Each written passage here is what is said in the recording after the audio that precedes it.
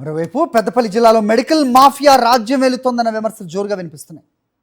Diagnostic సెంటర్లు, medical labs పుట్టగొడుగుల్లో వెలిసి కమిషన్లకు కక్కుర్తిపడి డాక్టర్లు అవసరం లేని టెస్టుల కోసం రెఫర్ చేస్తుండగా స్కానింగ్ సెంటర్, ప్రైవేట్ ల్యాబ్ యజమానులు నిరుపేద రోగులను నిలువునా దోపిడీ చేస్తున్నాయన్న ఆరోపణలున్నాయి.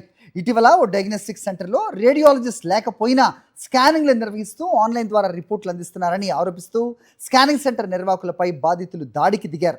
ఇలాంటి స్కానింగ్ సెంటర్స్ జిల్లా కేంద్రంలో అనేకం ఉండటంతో వైద్య అధికారులకు స్థానికులు ఫిర్యాదు చేశారు.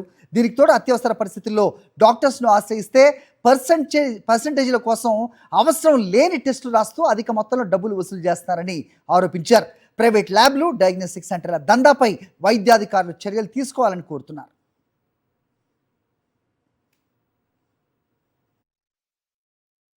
ఈ రకంగా ప్రాబ్లం ఉన్నా లేకున్నా అట్టిగానే ఈరోజు మెడికల్ మాఫియా పెద్దపల్లి జిల్లాలో చూసినట్టయితే మొన్న కూడా ఒక స్కానింగ్ సెంటర్ మీద దాడి జరిగినటువంటి సందర్భం ఉంది. ఈ రకంగా చూసినట్టయితే ఒక స్కానింగే కాదు, మెడికల్లో కూడా మెడికల్ అసలు ఒక ప్రాబ్లం ఉంటే ఇంకో ప్రాబ్లంకి సంబంధించినటువంటి మెడిసిన్ కూడా రాస్తున్నటువంటి ఒక చిన్న రోగానికి 4-5 రకాల మెడిసిన్ రాసి ఈరోజు మెడికల్ మాఫియా కూడా జరుగుతున్నటువంటి సందర్భం ఉంది.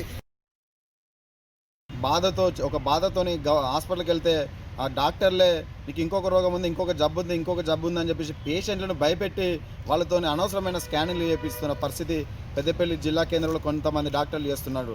ఈరోజు వాళ్ళకి అవసరం లేకుండా స్కానింగ్ సెంటర్లకు పంపించి అనవసరమైన స్కానింగ్లు తీయించడం వల్ల అధిక డబ్బులు దోచుకోవాలనే ఆలోచనలో కొంతమంది డాక్టర్లు ఉన్నట్టుగా చాలా స్పష్టంగా కనబడుతుంది.